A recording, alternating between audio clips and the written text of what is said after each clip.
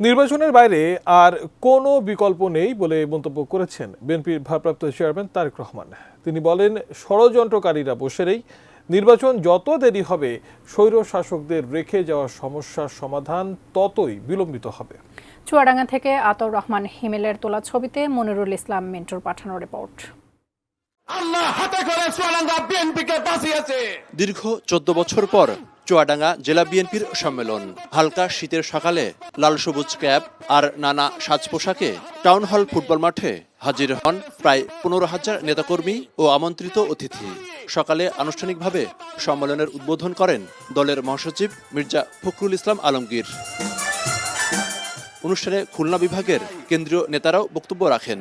এখনো সংগ্রাম শেষ হয় নাই, সংগ্রাম চলছে, সংগ্রাম চলবে। বেলা 2:30টার দিকে বক্তব্য শুরু করেন বিএনপির ভারপ্রাপ্ত চেয়ারম্যান তারেক রহমান। তিনি বলেন, 2 বছর আগেই বিএনপি রাষ্ট্র সংস্কারের প্রস্তাব দেয়।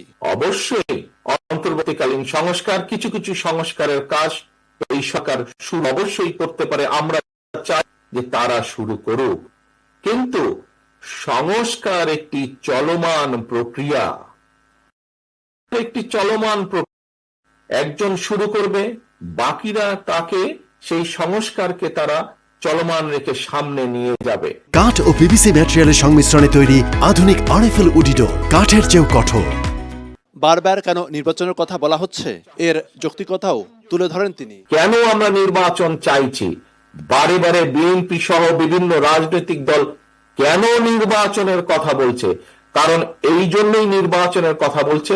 আমরা বিশ্বাস করি, আমরা মনে করি যে এই যে আজকের যে ইন্টারিম গভর্নমেন্ট, অন্তর্বর্তীকালীন সরকার, এই সরকার আমরা বিশ্বাস করতে চাই নিরপেক্ষ নির্বাচন তারা দিতে সক্ষম হলেই একমাত্র সেই প্রকৃত ব্যক্তিগুলো নির্বাচিত হয়ে আসতে পারবে যারা সত্যিকার ভাবে জনগণের কথা বলবে, সত্যিকার ভাবে জনগণের স্বার্থ নিয়ে চিন্তা করবে।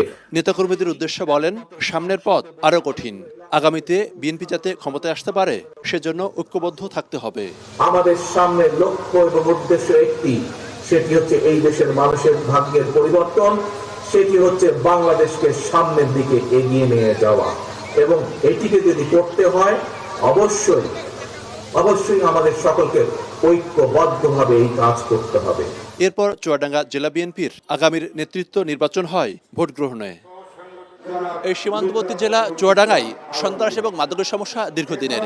এক্ষেত্রে দলের ভারপ্রাপ্ত চেয়ারম্যান তারেক রহমান মাদকের ছোবল থেকে যুব সমাজকে রক্ষা করতে নানামুখী কর্মসূচি পালন করতে বিএনপি নেতৃবৃন্দকে নির্দেশ দিলেন।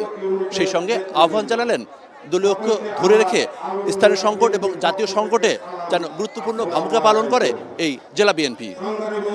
Monirul Islam Mintu, ATN news, Chuadanga.